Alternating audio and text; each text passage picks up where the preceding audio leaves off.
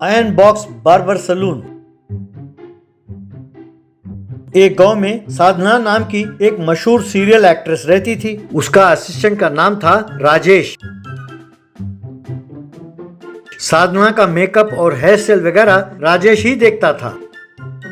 राजेश साधना के पास कई सालों से काम कर रहा था, लेकिन साधना राजेश की हमेशा अपमान करती रहती थी। एक दिन राजेश साधना के पास देरी से पहुंचा। साधना गुस्से में, क्यों राजेश, क्या वक्त था आने का और किस वक्त आए हो? क्यों, मेरी कोई कदर नहीं है? अगर मेरा कॉल शीट देर हो गया तो सारा शूटिंग देर हो जाएगा। क्या तुम इतना भी नहीं जानते? मैडम, मेरी माँ की तबीयत खराब हो गई थी, मुझे उन्हें अस्पताल ले जाना पड़ा, फिर वापस उन्हें घर छोड़कर यहाँ तक आने में देरी हो गई। मुझे माफ कर दीजिए मैडम। मैंने शूटिंग स्पॉट पर फोन किया और उन्हें सारी बात बताई मैडम। साधना गुस्से में, अच्छा, तुम मेरे पास काम करते हो या उनके पास? तुम्हें मुझे खबर करना चाहिए, उन्हें नहीं। मैंने आपको फोन किया था मैडम, पर आपका फोन लगा नहीं। अच्छा, तो अब ये मेरी गलती है? क्यों? दोबारा ऐसा नहीं होना चाहिए, समझे? राजेश सिर झुकाकर, ठीक है मैडम। एक और दिन साधना राजेश से, राजेश, आजकल तुम्हारा काम में मन नहीं लगता। जरा मेरे माथे की बिंदिया को तो देखो, तुमने कितना टेढ़ा लगाया है। नहीं मैडम, मैंने तो बिल्कुल ठीक लगाया है। अच्छा, तो अब मैं झूठ बोल रही हूँ? क्यों? जानते हो ना कि मैं कौन हूँ? साधना। मेरा हर काम परफेक्ट होना चाहिए। अब इस बिंदिया को ठीक करो। राजेश ने बिंदिया को ठीक करने का नाटक किया। देखा, पहले और अब में फर्क। अब जरा मन लगाकर काम करो। राजेश सिर पीटता रह गया।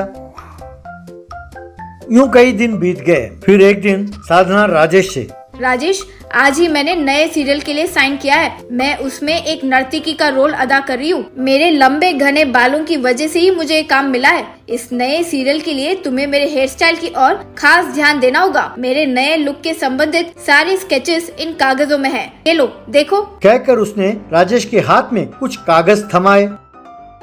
ठीक है मैडम। अगले दिन साधना मेकअप डलवाने के लिए कुर्सी पर बैठी। राजेश ने उसके बाल सुखाने के लिए उसने हेयर ड्रायर को बाहर निकाला। बहुत कोशिश करने पर भी वो काम नहीं कर रहा था। राजेश परेशान हो गया। क्या हुआ राजेश, इतनी देर क्यों लगा रहे हो? मैडम, ये हेयर ड्रायर काम नहीं कर रहा।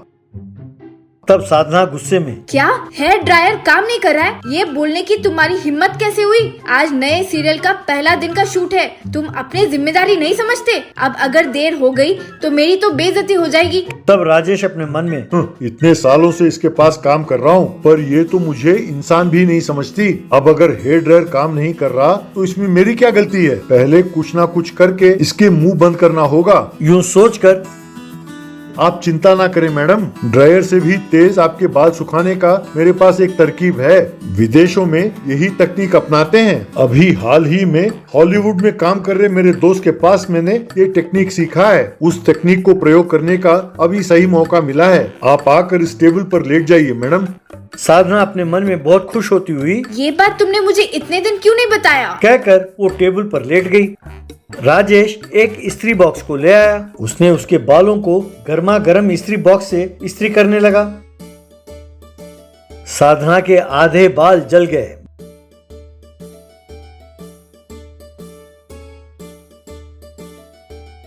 बाकी बाल एक दूसरे से चिपक गए और एकदम गत्ते की तरफ बदल गए। अपने बाल देखकर साधना परेशान हो गई। रोती हुई, राजेश, ये क्या किया तुमने? आप अपने बाल देखिए मैडम, जरा भी गीला नहीं है, एकदम सूख गया है। साधना समझ नहीं पाई कि वो क्या जवाब दे। साधना को अपने गलती का एहसास हुआ। नए सीरियल में साधना को जो रोल मिला था वो उसके हाथ से जाता रहा। तब से साधना ने छोटी छोटी बातों के लिए राजेश को परेशान करना छोड़ दिया। साधना में आए इस बदलाव को देखकर राजेश बहुत खुश हुआ।